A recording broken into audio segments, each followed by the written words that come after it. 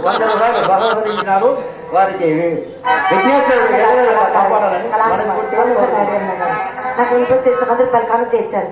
వారికి నా హృదయపూర్వక కావాలి తెలుపుకుంటూ వారికి వారి కుటుంబానికి అత్యంత భోగ భాగ్యాలు చేయాలని ఆ కనకదుర్గమ్మని మనస్ఫూర్తిగా వేడుకుంటున్నాను.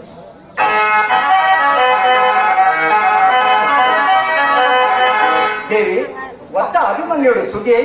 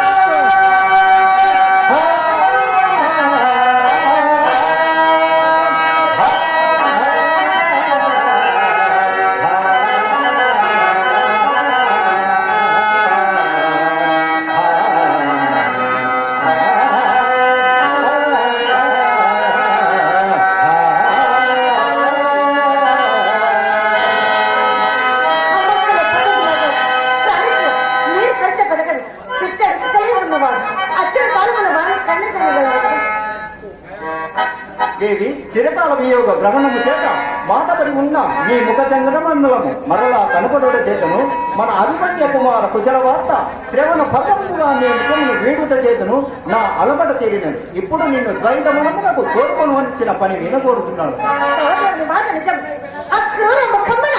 నేను మా ఎండగాలి పెడుతున్నాడు కంబరికి అతని పలుకులు ఒకవేళ నిరాకృష్ణ పక్షమున ఎటుకల దీపకులు మేము ప్రతి మార్కందరే అట్లయినా స్వభద్రతను విరోధం జరిగి మా ఎన్న నన్ను పంపించి మీ ఎడగల జనం పెంపడికి అందుకే కైన్ బృచి పుచ్చుడు దేవి సకల ధర్మ పరిజ్ఞానం కలిగిన నీవే మన కాప బాంధవులకు ఆ మహానుభావులకు పరాకు దేవి ఏక చరిత్ర మెరుంగక శరణ్య నీతి అందులకు నన్ను ఇప్పుడు ఏమి చేయమనలేవు. మీరు చరిత్ర చేశారు కాన అక్కడి నాకు వారికి అప్పగిపోరు అది ఏ నేను చేయమన్నది కదా. దేవి క్షత్రియ అనువర్జాతం విరుద్ధ ప్రలాపంబులాడని వేళ ఈ పాత్రను ఎందంటే అధర్మ కార్యము చేయన అవసరము ఎందైనా చూసివే ఏ సమయమున చూసి